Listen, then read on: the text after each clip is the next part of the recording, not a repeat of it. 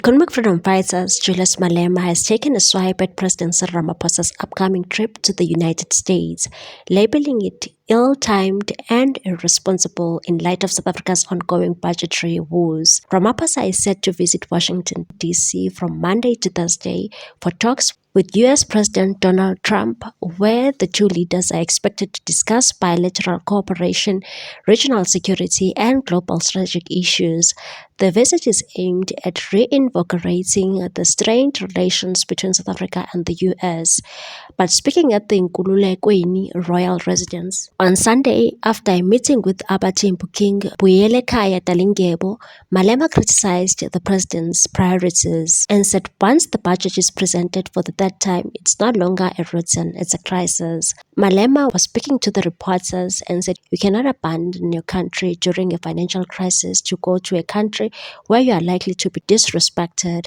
The firebrand opposition leader described the diplomatic trip as a futile and politically dangerous, arguing that Ramaphosa might be pressured into policy concessions to gain favor with the U.S. administration, and said if he's going there to beg for recognition at the G20, he'll have to compromise on fundamental policies of our country, and that's something we will not tolerate. He further questioned whether the visit will yield any tangible benefit for ordinary South Africans and said it's a complete waste of time.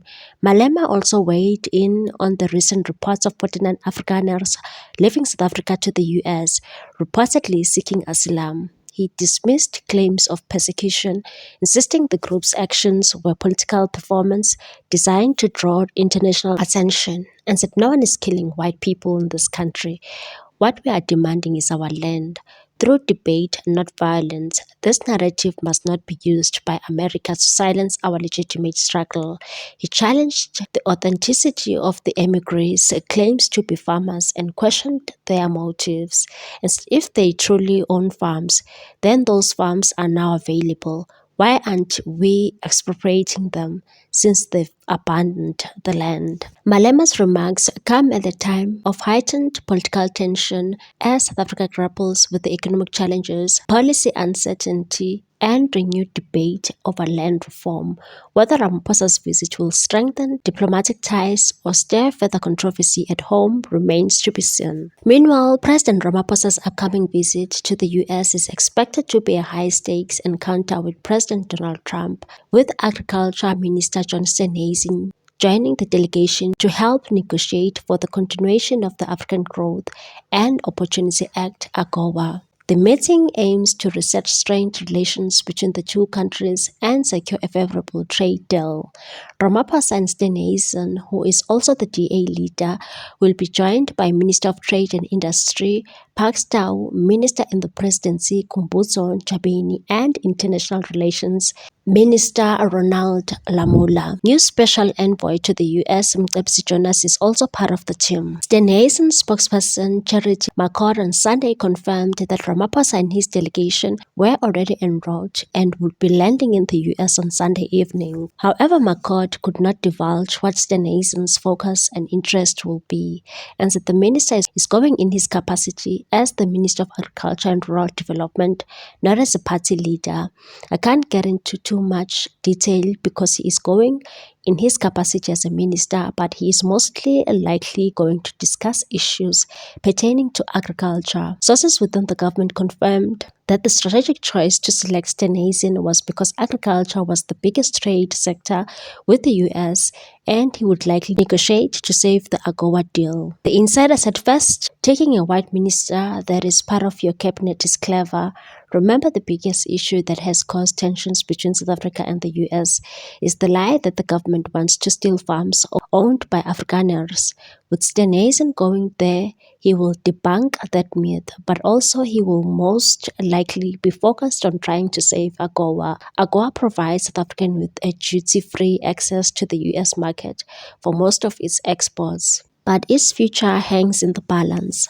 Steenhuisen believes the U.S. tariffs announcement imply AGOA's cancellation, and South Africa needs to prepare for the scenario. Tau said if South Africa did not get the AGOA renewal, it will impact the country's competitiveness, and consequences would be job losses and business struggling in the current economic environment. Stenhazen will play a crucial role in the negotiations, also focusing on agricultural exports and trade agreements. Stenhazen said America is one of our largest markets and we need to mend fences.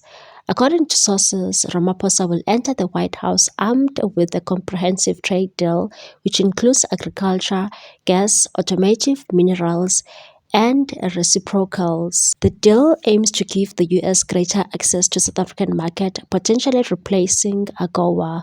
However, Stenhazen has highlighted the need for a backup plan, suggesting diversification and negotiating deals with other countries. The meeting between Ramaphosa and Trump comes amid strained diplomatic relations, with the US criticizing South Africa's exploration bill and making unsubstantiated claims of genocide against white farmers.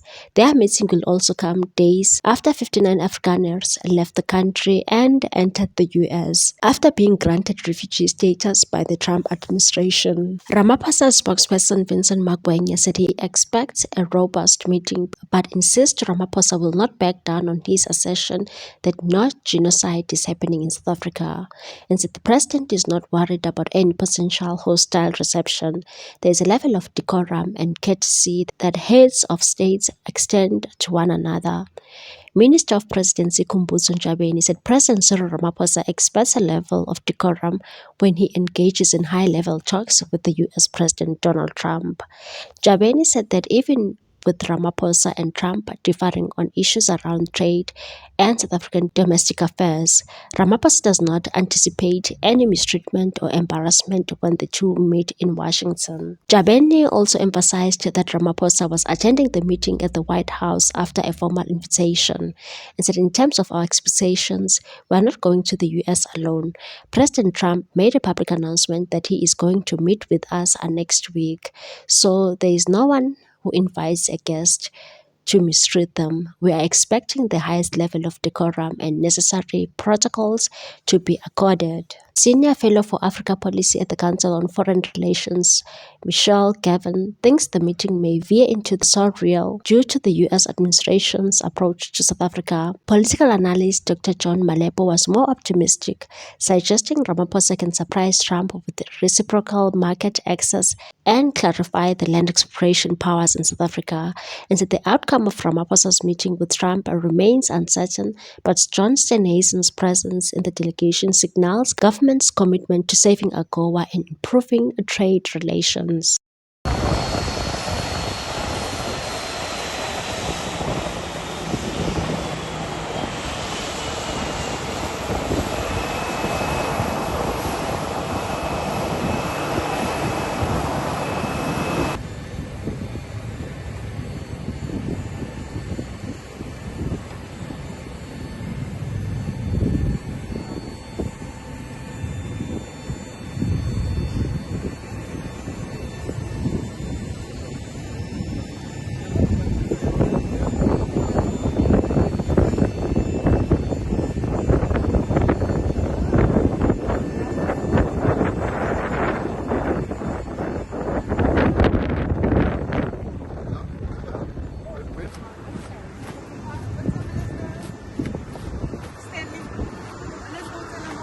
What's your take on this one, people? Thanks for watching. Please subscribe for more news.